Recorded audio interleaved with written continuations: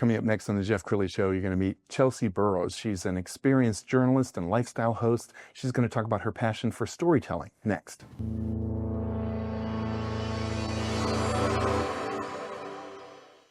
Many are predicting that the worst is yet to come, which is unfortunate, said one person here. Until now, they've enjoyed the reputation of being the nation's icebox. Watched a burglar in his home this morning by webcam. As a journalist of over 25 years, stories are what make my world turn. Reporting live from the Dallas newsroom tonight, Jeff Crilley, Fox 4 News. But in 2008, I took the jump from my familiar life and started a PR firm from my home. We're talking about anyone with a camcorder like the one I'm using becomes a television network. We started slowly growing the company, and we now have over 100 clients, and we've branched into the world of live digital broadcasting. I now own 8 different TV studios and have a huge team, and the stories that I now get to share are sometimes the most important of my life. Life has a funny way of coming around full circle. This is the Jeff Crilley Show. Well, my next guest and I share a similar journey. We both spent a lot of years in news, and then we got tired of telling murder stories. And so we both left. She left a couple years ago, and she's a very talented journalist, storyteller, and lifestyle host. Joining me on the set right now, Chelsie Burroughs. Thanks for coming on the show. Thank you for having me. Yeah, I'm thrilled. I'm thrilled. We look like a good anchor team, don't we? I think so too. Okay, let's talk about your journey. When did you know you wanted to be a reporter? So I knew that I wanted to be a reporter or a journalist when I was about in first grade. I went to J.A. Hargrave Elementary School back in the day. And so we had a little program called Bring Your Parents to School Day. And so one of my classmates, I don't remember their name, but their dad was a news anchor and reporter. And so he came to our class and he just started telling us about his day-to-day life as a news anchor reporter. And then from there, I was really intrigued with it. And then I just, I went throughout school. I went towards journalism and stuff like that, and well, here I am today. Okay, and you spent time in 3 different TV markets, okay, which is a lot of time in the news business. Mm-hmm. Name the markets. So Yuma, Arizona was my first market. Abilene, Texas was my second one. Shreveport, Louisiana was my third one. Yes, and you were telling me a story right before we went on about a crime story that you covered that really touched your heart. Yes, I will never forget this story. So when I was a journalist in Shreveport, Louisiana, I was able to cover gun violence in Shreveport and things of that nature. And one woman, her son had died of gun violence, obviously. And I started listening to her story, listening to her speak, and I heard her say that her son's dad actually died the same way. It was very eerie.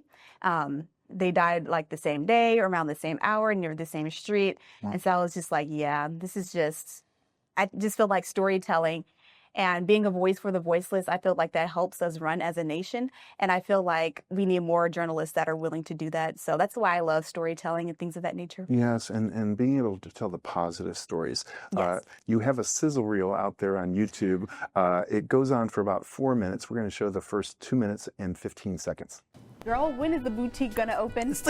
And when are you gonna invite me? Yeah, you will be a brand ambassador for sure. Y'all heard it here first. So you're a dancer, you are just doing everything, girl. I love it. It's right here. Which one would you say is your favorite? The short ribs. The short ribs. But, like I said, the smoked turkey, I've been eating it, and it's wild. I don't know. I can't decide which one I like the best. They're all so good. Ooh, I am so excited. I absolutely love you guys' clothing brand. I'm going to try this. Okay, good deal. Tell me what you think. Oh, yeah. This is good. This is good. This is very good. The manakapa. Manakapa. I don't know what it is, but they know what I'm talking about. That's what we at the manakapa. So come see me at the manakapa. If you want to come see. You won a local title. How does that make you feel during National Women's History Month? What are some of those key components that make your treats so delicious? I heard so many great things about it. Well, it's a trade secret, but growing up, I would get bullied in school, and my mom would always tell me that just keep going forward. Keep going forward. And that's the key. It is. Yeah. And look at you now. And look at me now. You were my very first story at KTBS. You did a story regarding, Breast Cancer Awareness Month. And it's so amazing how you were able to have your story, you know, and encourage him during such a difficult time. The standard for beauty is switching up a little bit. Everybody is embracing their curls. Everyone. Yes. Yeah, it's amazing to see, because about 10, 20 years ago, we hardly ever saw women, you know, in professional settings like wear their natural hair. Right. And now it's all over the news. Absolutely. This product smells amazing. I wish you guys could smell it right now. I just feel so flowery, so beautiful. And I've seen a lot of people, great names, big names in fact, you know, talk about your product. This next guest is a rising star in the country music world. He had the most played song in Australia, and if that wasn't enough, he was #1 on CNT's Top 20 for 7 weeks straight. Joining us now is the very talented Drake Milligan. How are you? After all that, I'm good. It sounds good.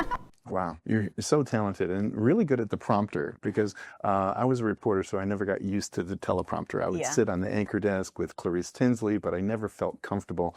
You kind of, in TV news, they say you own the desk. I mean, that probably was a thrill for you. It was. I absolutely loved every second of it. Yes. Okay, so let's talk about why you decided to leave TV news. You know, I do have a love for storytelling and being a voice for the voiceless, but I want to do something a little bit more fun. Like we said earlier, you know, storytelling is important, you know, regardless if it's about gun violence and things of that nature. But I like the fun stuff. Yes. Yeah. So that was like my reason why. And speaking of fun stuff, she's had a chance to be on the red carpet with some big names, including T.D. Jakes. Yes. Let's go ahead and roll that. What an exciting evening here at the Potter's House. We are here for the premiere of Bishop T.D. Jakes' new movie, Wrath. It's an exciting film. It's an exciting opportunity to get a chance to partner with Lifetime and to share that to the broader audience of our congregation. It's more than entertainment. It also is the inspiration that they have dreams too, and that those dreams are possible, and that if you believe in yourself and you're not afraid to put the work in, you can be whoever you were created to be. But I think everybody just did a wonderful job in this film, and I'm excited for everybody to see. April 16th, Lifetime, produced by T.D. Bishop Jakes. So what are you hoping that the audience will gain from this movie? Just, they can relate to things in the movie. I can relate to a lot of the stuff that's in here, and I know they're going to be able to relate to it also. The movie premieres next Saturday, April 23rd, only on Lifetime. Wow. So inspirational. I've had a chance to worship at Potter's House, and you currently worship there. Yeah. What are some things you've taken away from knowing Pastor Jakes? That he's I don't know, I just absolutely love him. I've always loved him. I've always felt like he's one of those pastors that I just understand. Not to say that I don't understand other pastors, but I just really get him. Like, I just get his message. Well, and what I love about him is he's not preaching from a script. Exactly. I mean, the whole thing is extemporaneous. Yeah. Which is amazing. I think he gets downloads from God during the sermon, Absolutely. and it just guides him. Yeah. Well, let's talk about your current podcast. It's called Talk of the Prairie. We're going to show some video of this, and I want you to talk about what Talk of the Prairie is all about and why you decided to launch this show. Okay. Yes. Oh, I'm so sorry. Yeah, you're fine.